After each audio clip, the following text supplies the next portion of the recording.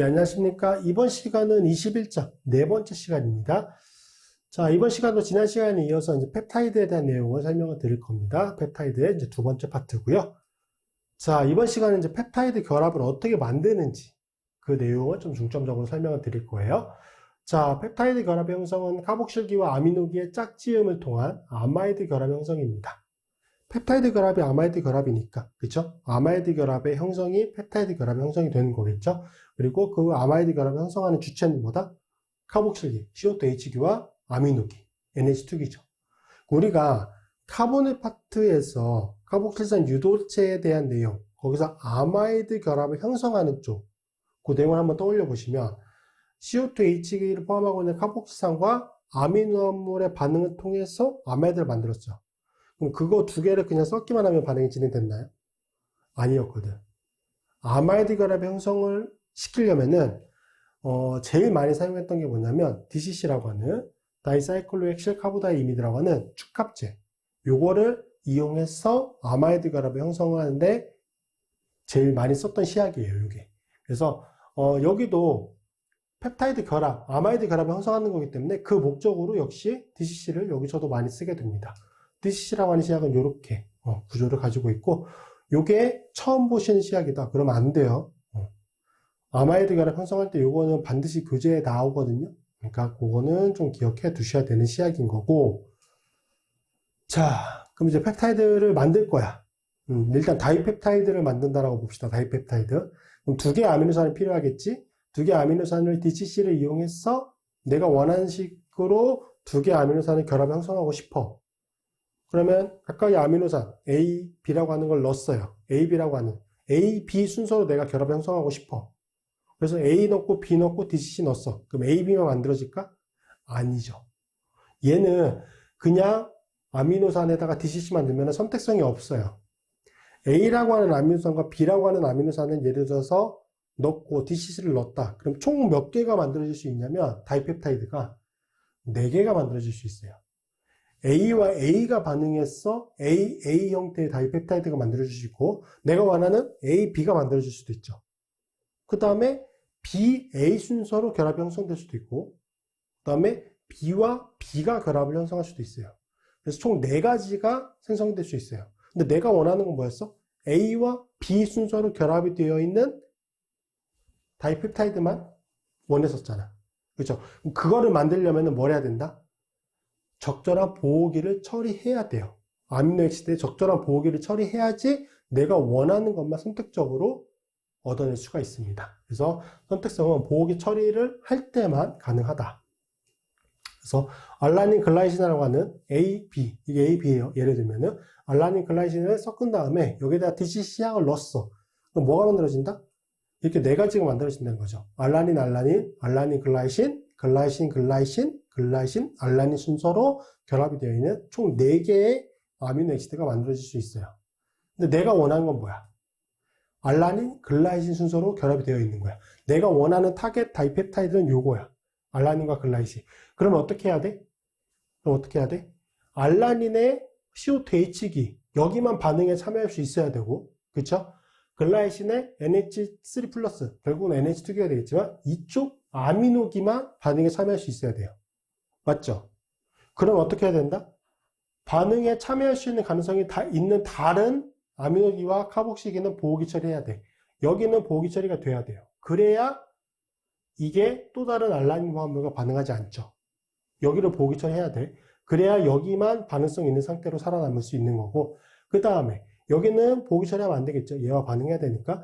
글라이신 쪽에서는 카복실기 쪽도 보호기 처리가 돼야 돼요. 그쵸? 그래야 요거와 요거만 선택적으로 결합을 형성할 수 있어요. 그래서 펩타이드 합성에서는 아미노액시드를 이용해서 펩타이드를 만들 때는 보호기 처리가 필수적이에요. 선택성을 위해서. 자, 그래서 어떻게 하느냐? 앞쪽에 설명드렸던 것처럼 알라닌 쪽에서는 이쪽에 CO2H기 쪽만, 카복실기 쪽만 살아남아야 되니까 이쪽에 질소원자 쪽에다 PG라고 되어 있는 거. 이게 프로텍팅 그룹이에요. 프로텍팅 그룹.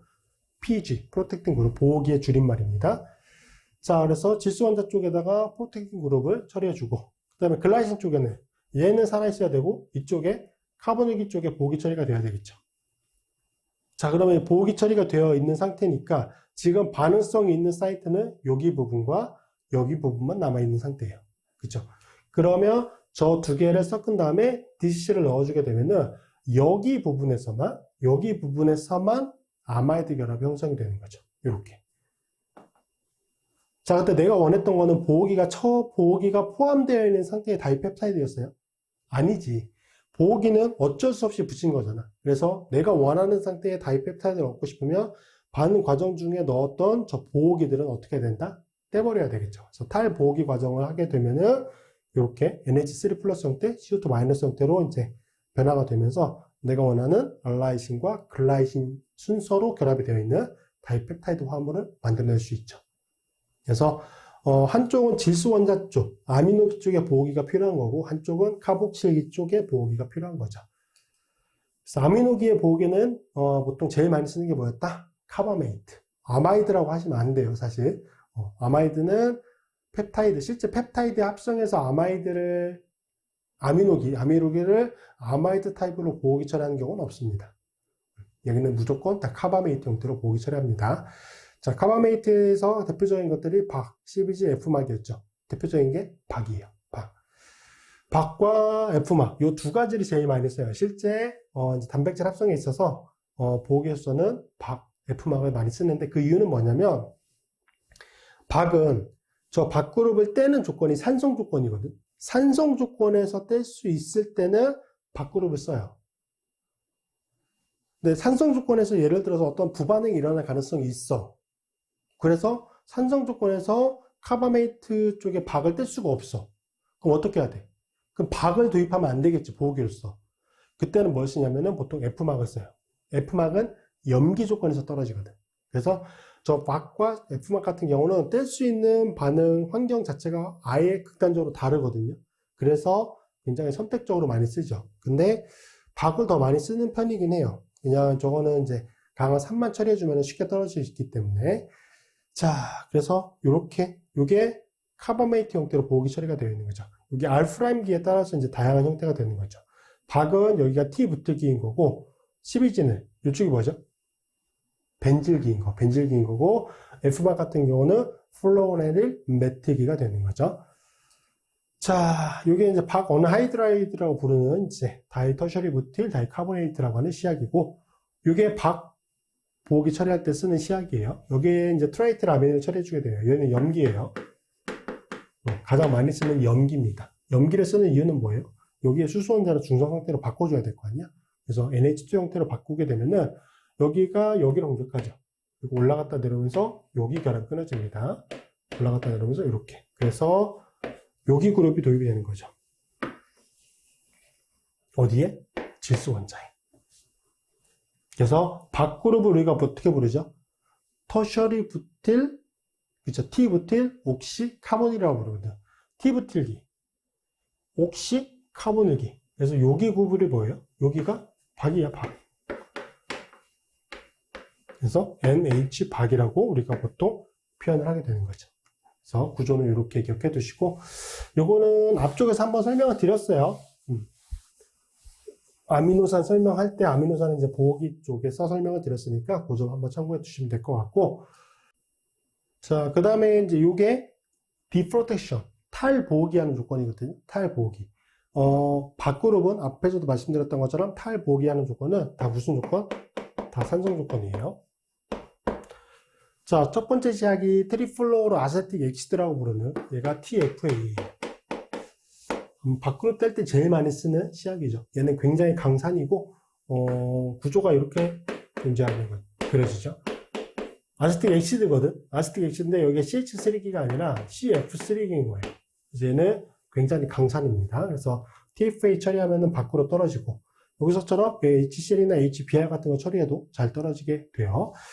자, 떨어지는 메커니즘 간혹 물어보는데 얘가 산이잖아요. 그래서 제일 먼저 양성자 첨가가 되는데 어느 부분에서 양성 첨가가 되냐면 여기 부분에서 첨가가 돼요. 그 다음에 전자쌍을 이렇게 떨어줍니다. 자, 그러면 여기 부분을 다시 그려보면 얘가 결합 끊어지는 거잖아요. 얘 끊어졌잖아. 그쵸? 그 다음에 여기가 그럼 OH기가 되고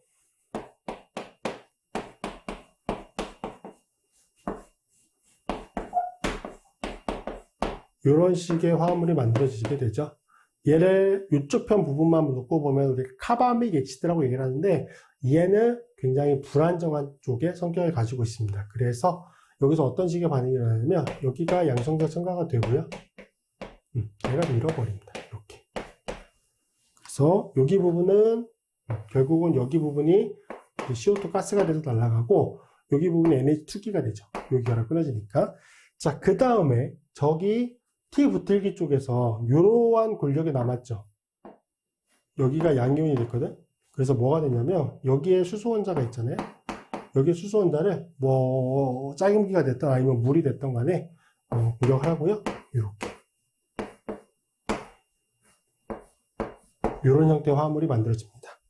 그래서 이러한 형태의 화합물, 그 다음에 CO2 가스, 그 다음에 아민기 이렇게. 근데 얘가 NH2기로 존재하긴 하는데 반응 조건이 다 산이잖아요. 그래서 NH3 플러스 형태로 존재하게 돼요. 실제로는 여기서처럼 좀 그거까지 좀 기억을 해두시면 될 것 같아요. 탈모기 하는 조건도 간혹 물어보니까 좀 더 좀 참고해서 알아두시면 도움이 될 겁니다. 자, 이게 F막이죠. F막. F막 클로라이드를 이용해서 반응을 시키면 여기 부분이 이제 도입이 되는 거예요. 그러면 여기도 여기를 공격하게 되죠. 공격하고 올라갔다 내려오면서 클로라이드를 이탈기로 떨어집니다. 그래서 플로레닐, 메틸, 옥시카보닐. 이게 F막이죠. F막 같은 경우는 이게 피페리딘이라고 하는 염기예요. 피페리딘.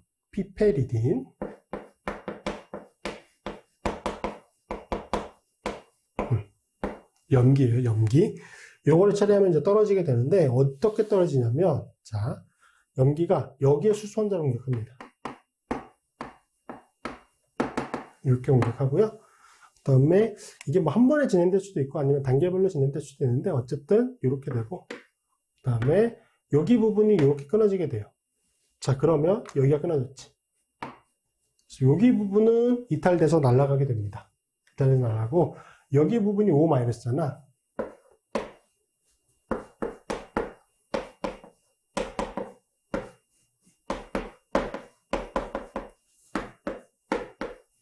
그래서 여기도 마찬가지예요. 여기 있는 게 U입니다.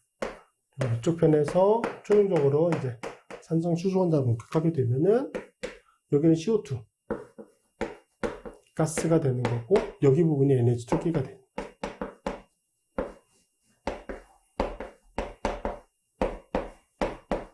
자, 이런 화합물이 생성이 된다. 여기 부분도 이제 간혹 물어볼 수 있으니까 참고해 주시면 될 것 같아요. 어쨌든 여기 부분에서 제일 중요한 건 뭐냐면 이제 그 반응 조건이라든지 아니면 탈보기 할 때 어떤 이제 부반응이 일어날 수 있는 가능성 이런 것들을 다 고려해서 산성 조건에서 탈보기를 할 수 있는지 염기 조건에서 탈보기를 할 수 있는지 일단 그 조건을 제일 먼저 정해야 되고요. 산성 조건에서 탈보기 하는 게 더 유리해. 더 부반응이 일어날 가능성도 없고 그렇게 하면 될 것 같아. 그러면은 보호기로서 밖으로 쓰는 거고요. 염기 조건에서 해야 될 것 같아. 산성 조건에서 하려고 보니까 뭔가 산성 조건에 불안정한 작용기가 존재하네. 염기 조건에서 탈보기를 해야겠죠. 어쨌든 보호기는 필요하니까 그때는 F막을 이용하게 된다. 그 점, 이제 그게 제일 중요한 내용이니까 그 점 좀 기억해 두시면 될 것 같고요. 자, 카복실기의 보호기는 에스터 형태로 바꾸는 겁니다. 에스터. 그래서 카복실산을 산 촉매 조건하에서 알코올과 반응시킵니다. 피셔 에스터와 반응을 통해서 에스터 형태로 보호기 처리하게 돼요. 에스터는 아마이드만큼 떼기가 어렵지 않거든요. 에스터 같은 경우는 이제 가수분해 반응이 쉽게 일어날 수 있는 작용기이기 때문에 보통 에스터 같은 보호기는 염기성 수용액 조건 하에서 가수분해 반응해서 제거합니다. 즉 하이드록사이드 형태의 염기를 이제 이용한다라고 보시면 되겠죠. 자, 그래서 뭐 산 조건하에서 메탄올을 이용하던 산 조건하에서 벤질 알코올을 이용하던 에스터 형태가 되는 거죠. 여기는 메틸 에스터, 여기는 벤질 에스터. 둘 다 에스터 형태로 보호기 처리가 되어 있어요. 그렇죠? 여기가 산 조건하에서 반응을 하게 되면 여기가 OH기가 돼요. 카복실산이 되면서 에스터가 되잖아요. 그러면 여기 부분이 스피터인 형태로 존재할 수 없잖아. 카복실산이어야 O-, 산성 수소원자가 제거되면서 O- 형태로 존재하는데 에스터 형태는 여기가 중성으로 존재할 수밖에 없거든요. 그러면 어쩔 수 없이 NH3 쪽도 차지를 잃어버리면서 NH2 형태, 중성 상태로 변화가 됩니다. 자, 그 다음에 얘는 염기 조건. 염기 조건에서 가수분해 반응을 해주는 거죠. 그래서 에스터를 카복실산 쪽으로 반응을 시켜주는데 1차 생성물이 카복실산일 거잖아요. OH기가 될 거거든. 근데 반응 환경 자체가 염기 조건이잖아요. 그래서 OH-가 얘를 다시 공격을 어쩔 수 없이 하게 돼요. 그래서 O- 카복실레이트 형태로 존재하게 되죠. 그래서 탈보기를 했을 때 얘가 어떤 상태로 존재하게 되는지 그거는 조금 주의하셔야 돼요. 박그룹 같은 경우를 뗄 때는 산성 조건이기 때문에 박이 떨어지고 NH2 형태가 되겠지. 근데 산이 존재하기 때문에 바로 양성자 첨가가 돼요. 그래서 NH3 형태로 존재할 수밖에 없고, NH3 형태로. 여기 같은 경우는 카복실산이 생성이 되는데 염기 조건이잖아. 산염기 반응이 일어나서 뭘로? 카복실레이트 형태로 존재할 수밖에 없다라고 하는 점 기억해 두시면 됩니다. 그래서 굉장히 타이트하게 보는 교수님 같은 경우는 이 최종 생성물의 형태가 이 반응 환경 자체에서 나타날 수 있는 그런 이제 변화까지 고려하지 않으면, 무슨 말이냐면은 박그룹 같은 경우를 떼면은 산성 조건이니까 NH3 플러스 형태로 존재할 거야. 근데 그렇게 존재하지 않고 그냥 NH2 형태로 표현을 하면은 감점을 하는 경우도 꽤 많아요. 이런 부분들은. 그래서 그 점도 좀 정확히 그리실 수 있어야 됩니다. 자, 요렇게 합성을 하는 게 일반적인 합성 방법이죠. 우리가 실험실에서 합성하는 제일 일반적인 합성 방법이거든요. 얘를 뭐라고 부르냐면은 용액상 합성법이라고 불러요. 솔루션 페이스 신세시스라고 불러요. 용액상 합성법. 자, 크기가 작은 펩타이드. 요거는 이제 구성 아미노산의 개수가 적다라고 보시면 돼요. 크기가 작은 펩타이드는 앞서 설명한 합성법, 이를 이제 용액상 합성법이라고 얘기를 하죠. 이거를 이용해서 쉽게 합성할 수 있다. 그냥 반응 용매가 있고, 반응 용매에 아미노액시드를 넣고, DCC라고 하는 축합제 넣고, 그 다음에 반응을 시키는 거예요. 그래서 아마이드 결합을 형성하는 거지. 그러면서 이제 폴리펩타이드 화합물을 만드는 거예요. 그게 우리가 반응하는 전형적인 합성 방법이에요. 용액상 합성법이고. 자, 근데 이제 크기가 큰 펩타이드. 요거는 이제 구성 아미노산의 개수가 많아지는 거겠죠? 크기가 큰 펩타이드를 합성하는 경우에는 각 단계마다 생성물을 분리하고 정제해야 되기 때문에 시간이 많이 소모가 돼요. 그러니까 유기 합성을 실제 해보신 분들은 아시겠지만 그냥 반응을 보냈다고 해서 끝이 아니라 반응을 보내잖아요. 그럼 내가 원하는 화합물도 있지? 근데 이게 반응을 하면은 필수적으로 부산물이라든지 아니면 부반응을 통해서 어떠한 내가 원하지 않는 화합물이라든지 뭐 남아있는 시약이라든지 반응 용매도 남아있잖아. 그러니까 거기에 굉장히 혼합물 형태로 존재하게 돼요. 내가 원하는 화합물만 선택적으로 존재하는 게 아니라 혼합물 형태인 거고 거기서 내가 원하는 것만 선택적으로 깨끗하게 얻어야 되거든. 그 과정이 생각보다 되게 번거로워요. 그러니까 워크업 과정을 통해서 내가 원하는 형태, 화합물을 1차적으로 이제 믹스 형태로 얻고, 그 다음에 뭐 컬럼 크로마토그래피나 그 대표적으로 그런 것들을 이용해서 내가 원하는 형태 화합물만 깨끗하게 얻어내는 거죠. 그래서 그러한 과정들이 생각보다 시간이 많이 들어갑니다. 굉장히 번거롭기도 하고. 자, 그래서 그런 단점이 있는 건데, 그런 단점이 있음에도 불구하고 이게 가장 일반적인 합성 방법이에요. 이거 이외에 뭐, 다른 합성 방법이 개발되어 있거나 그런 것들이 그렇게 많지는 않으니까. 자, 그리고 제일 문제가 뭐냐면 펩타이드가 이제 커지게 되잖아요. 이제 계속 아마이드 결합을 통해서 펩타이드를 연결을 시키게 되면은 화합물 물성이 급격히 안 좋아져요. 화합물 물성이 급격히 안 좋아져서 다루기가 매우 어려워져요. 일단 반응을 잘 보내려면 용매에 잘 녹고 뭐 좀 다루기가 쉬워야 되잖아요. 근데 단백질 같은 경우들은 이게 물성이 되게 좋지 않아요. 그래서 저도 뭐 단백질 같은 경우는 실제 전공을 하진 않았지만 얘기를 들어보면 이게 굉장히 크기가 커지면 다루기가 되게 어려워진다고 말씀들을 많이 하시더라고요. 그래서 그런 특징이 있다라고 하는 거. 자, 그래서 단백질을 합성하는 데 있어서 제일 많이 사용이 되는 고체상 합성법이라고 하는 게 개발이 됐어요. 고체상 합성법. 솔리드 페이즈 신테시스라고 얘기를 해요. 솔리드 페이즈 신테시스. 이게 간혹 이렇게 착각하시는 분들이 있어. 고체상 합성법이라고 해서 고체 상태 물질을 섞어 놓으면 반응이 일어나나? 그런 거 아니에요. 그런 거 아니야. 고체상 합성법은 그러니까 특별한 방법이 있는 거지. 그냥 고체와 고체를 이렇게 섞어놓고 반응시키면 진행되네? 그러니까 고체상 합성법이다. 이런 거 아니에요. 그렇게 오해하시면 안 돼. 자, 고체상 합성법은 아미노산을 불용성 고분자, 녹지 않는 고분자예요. 거기에 이제 부착을 시킨 다음에 아미노산들을 한 번에 하나씩 순차적으로 첨가하면서 연속적으로 펩타이드 결합을 만드는 방식이다. 이게 고체상 합성법이에요.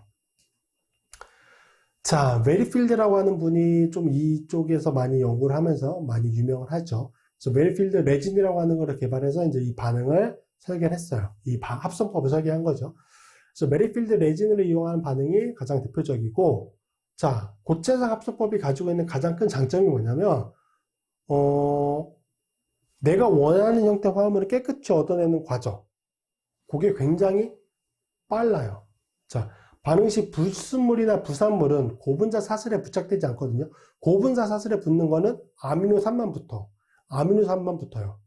그러면 아미노산에 붙어 있지 않은 다른 부산물이나 뭐 시약이라든지 이런 것들은 그냥 씻어내기만 하면 돼요. 어떤 필터가 있어요. 필터가 있어서 거기에다가 넣고 그냥 깨끗이 용매만 흘려주면은 그 용매 통해서 다 빠져나가요.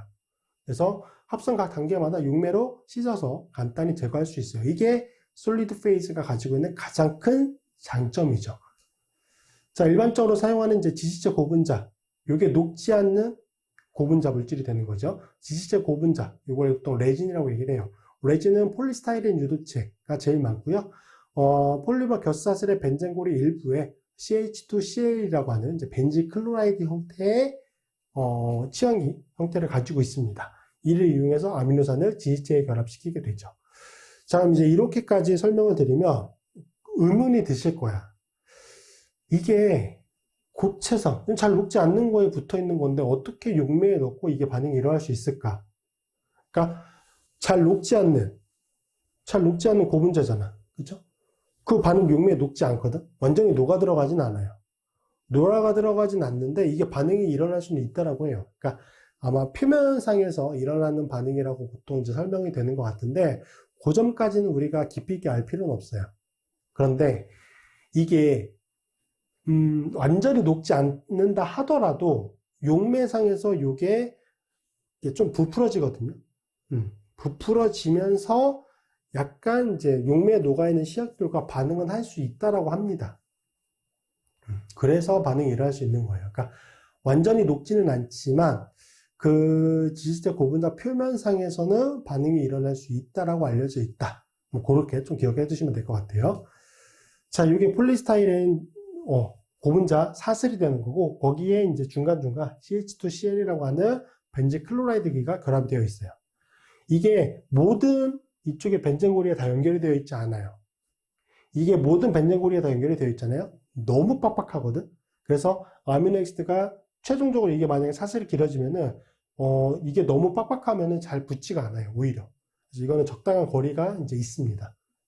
그래서 그 적당한 거리에 따라서 이게 벤질 클로라이드가 존재하는 거고 여기다 뭘 처리해 주냐면 그쵸? 보호기 처리가 되어 있는 아미노액시드를 처리해 주는 거예요. 그러면 이쪽에 카복실기 쪽에서 산소 원자가 여기 탄소를 공격하면서 붙어 있게 되는 거죠. 그러면 아미노산이 이쪽에 고분자에 결합이 된 거예요. 이해되셨죠? 그 다음에 이렇게 이제 연결이 된 상태에서 그 다음에 추가적인 반응을 하는 거예요. 근데 이제 이렇게 쓰는 고분자가 여기 이제 메리필드 레진, 이게 메리필드 레진이거든요. 메리필드 레진이 가장 대표적인데 그거 이외에도 많은 레진들이 개발이 되어 있어요. 뭐 왕 레진, 팜 레진 이런 것들이 개발이 되어 있습니다. 뭐 약간의 구조적인 차이들이 있기는 하지만 이게 실제 반응을 해보면 또 물성이 굉장히 많이 달라지는 경우들도 있거든요. 그래서 여기는 사실 반응을 해보는 수밖에 없어요. 그러니까 많이 알려져 있는 합성 방법들이 있기는 할 거야.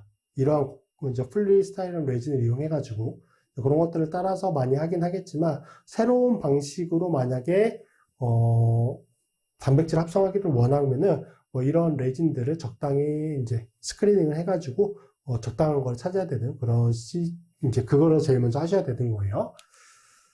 자, 현재 메리필드 고체장 합성 방법은 완전 자동화되어서 펩타이드 합성기라는 기계로 수행되어지고 있습니다. 자, 그렇게 기억해 두시고 자, 이 개념을 한번 좀 잡아보자고. 이게 지금 제가 설명을 드리긴 했어요. 근데 이거 저도 처음에 그랬거든. 이게 뭔 말이야? 이런 느낌이 드실 거야. 뭐라고 하고 있는 것 같은데 머릿속에 하나도 이해가 안 돼. 왜? 내가 직접 겪어보지 못했거든. 그러니까 저는 대학원 과정에서 솔리드 페이즈를 약간 했었어요. 잠깐 했었어요. 뭐 이제 단백질 합성하는 쪽의 실험은 아니고 다른 목적을 위해서 실험을 했었어요. 저도 이 솔리드 페이즈라고 하는 실험을 하기 전까지 이게 개념적으로 잘 와닿지가 않았거든요. 실제 해보니까 그렇구나. 이게 이해가 그때는 좀 되더라고요. 그래서 시각적으로 좀 이해를 해주세요. 시각적으로. 앞쪽에 반응도 있고 설명을 하면서 주근한테 설명을 하면서 설명을 드렸는데 그냥 이 그림으로 이해하시는 게 제일 좀 편하실 것 같아요. 자, 우리가 보통 반응을 보내면 플라스크에 보내는데 얘는 그냥 이러한 이제 통 안이라고 보시면 돼요. 필터가 장착되어 있는 이러한 이제 반응 플라스크, 이것도 플라스크의 한 종류겠죠. 이런 플라스크에다가 자, 레진을 넣었어. 얘가 레진이야. 레진이에요, 레진. 아까 폴리스타이렌 레진, 메리필드 레진 이런 거예요. 물에 여기 용매에 녹지 않아. 녹지 않는데 얘가 부풀어 오르면서 이게 표면에 존재하는 그러니까 접촉을 하는 거죠. 이 레진의 표면 쪽에 용매에 녹아있는 시약들이 붙을 수는 있다라고 해요. 그러니까 그 부분이 제일 이해가 좀 어려운 건데 그냥 그거는 그렇게 받아들입시다. 그렇게 받아들입시다. 그래서 이렇게 지금 5개의 모노머가 들어왔어. 5개의 모노머가 들어왔어. 아미노 엑시드라고 생각하셔도 돼요. 아미노 엑시드. 5개 아미노 엑시드가 들어왔어. 근데 지금 레진은 몇 개야? 3개. 근데 이거 들어오는 건 몇 개? 5개. 근데 보통 레진 숫자에 비해서 들어오는 저 시약, 여기서 아미노 엑시드가 되어 있죠? 아미노 엑시드는 굉장히 과량습니다. 이게 완전히 녹아서 반응이 진행되면은 당량을 비슷하게 얼추 맞출 수 있는데 얘는 안 녹는 거고, 안 녹는 거의 표면에서 얘가 반응을 해야 되기 때문에 얘를 보통 굉장히 과량을 써요. 그래서 이거는 이제 쉐이크예요. 막 흔들어요. 막 흔들어줘요. 그렇게 되면은 여기 표면 쪽에서 들어왔던 저 모노머, 아미노 엑시드들이 이렇게 결합을 합니다. 앞쪽에 카복실산, 엠박 프로텍션 되어 있는 카복실산기가 벤질 클로라이드 쪽에 탄소를 공격해서 결합을 형성했잖아요. 그 과정이라고 보시면 되거든. 그래서 막 흔들면서 표면상에서 반응이 일어나서 이 폴리스타이렌 레진 쪽에서 모노머가 가서 붙습니다. 그러면 이게 3개가 레진이 존재했었으니까 최대로 붙을 수 있는 거는 3개일 거잖아. 근데 내가 넣은 거는 몇 개예요? 이론상 지금 5개를 넣었어. 그럼 2개는 반응이 일어나지 않았으니까 결과적으로는 제거를 해줘야겠죠. 그래서 어떻게 하느냐? 얘를 그 다음에 이제 필터를 열어요. 필터를 열어서 여기다 용매를 넣고 쭉쭉 흘려줍니다. 쭉쭉 흘려줘요. 근데 이 레진은 이 필터를 통해서 통과될 수 있느냐? 없어요. 얘는 막혀. 필터가 정말 미세한 필터거든요. 거기에 이 레진은 통과를 못해요. 그런데 여기에 들어가 있는 아미노엑시드 모노머라든지 시약이라든지 이런 것들은 용매에 녹으니까 녹아서 쭉 빠지게 되는 거죠. 그래서 워싱을 해줘요. 그러면 이 반응 플라스크에는 레진에 결합되어 있는, 즉 아미노엑시드 하나가 결합되어 있는 레진만 존재하는 거고 나머지는 다 빠집니다. 이게 굉장히 큰 장점이라는 거야. 원래 용해상 합성법을 하면은 이것들과 이것들을 용매상에서 다 섞여 있으니까 이제 분리를 해야 되는 거잖아요. 내가 원하는 것만 필터한다고 해서 얻어낼 수 있는 게 아니거든. 용매상에 다 녹기 때문에. 그래서 그렇게 분리해야 되는데 얘는 레진이라고 하는 폴리머에 붙어 있고 이 폴리머는 필터를 투과할 수 없기 때문에 그냥 워싱만 해주면 이렇게 되는 거죠. 그 다음에 이러한 모노머, 그러니까 아미노엑시드를 순차적으로 넣어줍니다. 숫자로 또 넣어요. 또 굉장히 과량을 넣지. 그 다음에 쉐이크 또 해요. 그러니까 이게 반복되는 거야. 쉐이크를 해요. 그러면 여기에 하나가 연결이 되는 거야. 그 다음에 이것도 과량을 썼잖아. 그리고 남아있는 시약도 있을 거잖아. 그럼 또 워싱을 해. 얘가 여기 붙어 있으니까 붙어 있는 거는 그대로 남아있고 반응에 여기 이제 레진에 결합되지 않은 거는 그냥 워싱이 돼서 빠져나가겠죠. 그 다음에 한 번 더 반복을 해. 그러면 이렇게 이제 3개까지 연결이 되는 거예요. 아미노엑시드 3개를 연결한 거야. 즉 트라이펩타이드가 만들어진 거야. 내가 원하는 건 트라이펩타이드였어. 그렇게 이제 만들어졌다라고 보면은 그 다음에 내가 원하는 거는 이 레진에 붙어 있는 트라이펩타이드 화합물이 아니잖아. 순수한 형태의 트라이펩타이드 화합물을 내가 만들길 원했던 거잖아. 그거를 목적으로 한 거거든. 그런데 합성 과정을 편하게 하기 위해서 레진에 일시적으로 붙여놓은 거란 말이지. 그럼 어떻게 해야 돼요? 레진에서 결을 떨어뜨려 줘야겠지. 레진에서 떨어뜨려 줘야 돼. 그 말은 무슨 말? 여기 결합을 끊어내야 된다는 거야. 이렇게. 그래서 레진의 클리비지합니다. 여기가 굉장히 다양한 조건들이 있어요. 다양한 조건들. 그리고 이거를 효과적으로 할 수 있는 거에 따라서 레진의 그러한 이제 작용기들이 설계가 되는 거죠. 뭐 어쨌든 여기서 우리는 그냥 잘 끊어진다라고 보면은 잘 끊어져. 이렇게 쭉 끊어요. 그럼 얘는 남아있겠지. 그다음 내가 원하는 여기 트라이펩타이드 화합물만 워싱을 하게 되면은 빠져서 나오겠죠. 그러니까 이게 이제 끊어졌어. 요거를 끊었으니까 이렇게 끊어진 형태의 레진과 내가 원하는 트라이펩타이드가 한 플라스크 내에 공존하고 있겠죠. 같이 녹아 있겠죠. 얘는 녹진 않지만 얘는 용액에 녹아 있겠지. 그 다음에 내가 원하는 걸 얻어내고 싶으면 어떻게 해야 돼? 얘를 필터를 뺀 다음에 쭉 워싱을 해줘요. 그러면 얘는 남아있잖아. 얘는 필터 통과 못하니까. 내가 원하는 트라이펩타이드 화합물만 이렇게 워싱이 된 용액 쪽에 존재하는 거죠. 그럼 저것만 내가 깨끗이 얻으면 돼요. 그래서 여기 부분, 레진을 클리비지 하는 쪽이 좀 깔끔하게 반응이 진행이 돼야지 내가 원하는 것만 조금 깨끗하게 선택적으로 얻어낼 수가 있습니다. 이게 개념이야. 이게 개념이에요. 뭐 솔리드 페이즈 신테시스라고 부르는 고체장 합성법의 개념이에요. 이렇게 좀 기억을 해 두십시다. 근데 이게 최근에는 이것도 어느 한순간에 되게 유행을 했는데 화학도 이렇게 좀 사이클이라고 해야 되나? 이런 것들이 좀 있어요. 어느 한순간에 좀 유행했다가 다시 또 수그러들었다가 또 유행했다가 이렇게 흐름이 좀 있어요. 이것도 좀 유행을 했었다가 최근에는 그렇게까지 많이 쓰지는 않는 것 같아요. 그러니까 단백질 합성에 있어서는 꾸준히 사용되는 방법인데 이게 확장성이 그렇게 크지 않은 것 같거든요. 확장성이. 그래서 그냥 최근에는 단백질 쪽에서만 이제 주로 쓰지 않나라는 생각을 가지고 있어요. 제가 알기로는 뭐 그렇긴 한데 뭐 또 다른 쪽에서 개발을 하고 있을 수도 있겠죠. 뭐 그 점은 모르겠지만 우리는 그건 몰라도 되고 요 개념만 이해하면 됩니다. 자, 그래서 실제 이제 반응적인 부분으로 고려를 해보면 앞쪽에 개념 이해했잖아. 그죠? 개념 이해했잖아. 그러니까 이거는 그 다음 이해가 되실 거야. 자, 중합체, 폴리스타이렌 유장합체. 요게 레진이야, 레진. 레진에 요 CH2CL이라고 하는 치환기가 붙어 있잖아요. 그 다음에 M박, 박으로 프로텍션 되어 있는 아미노액시드를 반응시키며 얘를 공격하는 거야. 그럼 여기 결합 끊어내는 거죠. 그래서 여기 산소 원자 쪽에서 탄소 원자와 결합을 형성합니다. 이렇게. 산소 원자와 탄소 원자가 결합을 형성하는 거죠. 이게 뭐라고 부르냐면은 로딩한다고 얘기해요. 로딩. 레진에다가 저 아미노액시드를 로딩한다고 얘기해요. 로딩. 자, 그렇게 해서 로딩을 하면은 결합이 되어 있잖아. 중합체. 그럼 얘는 어떻게 됐죠? 앞쪽에 레진은 필터를 통과할 수 없다고 얘기했잖아. 그럼 여기에서 이걸 붙이기 위해서 이거 과량을 쓸 거거든. 이거 과량을 쓸 거고 뭐 DCC라고 하는 시약도 처리해 줄 거고 할 거예요. 그러면 그것들은 워싱을 하는 거지. 세척. 워싱을 해서 이것만 빼놓고 나머지는 다 빼줍니다. 다 빼줘요. 자, 그 다음에 여기 질소 원자 쪽에서 새로운 아마이드 결합을 형성해야 되잖아. 또 다른 아미노액시드와. 그래서 어떻게 해야 돼? 이걸 떼줘야 돼. 밖그룹을 떼줘야 돼. 그래서 뭘 처리해줘요? TFA를 처리해. 그러면 저 밖그룹이 떨어져요. 이렇게 NH2 형태로. 물론 이제 반응 중에는 NH3 플러스 형태로 존재할 수 있지만 뭐 실제 반응을 돌리면 이제 NH2 형태로 존재하면서 반응이 일어날 수 있죠. 그래서 이렇게 만들어줬어. 그 다음에 여기다 뭐래요? 또 DCC 넣고 M박 보기 처리가 되어 있는 카복실산을 또 넣어줘요. 아미노액시드죠. 아미노액시드를 넣어줘. 그러면 DCC를 이용해가지고 요거 사이에 축합 반응이 일어나겠죠? 그럼 요렇게 만들어져. 이렇게 만들어져.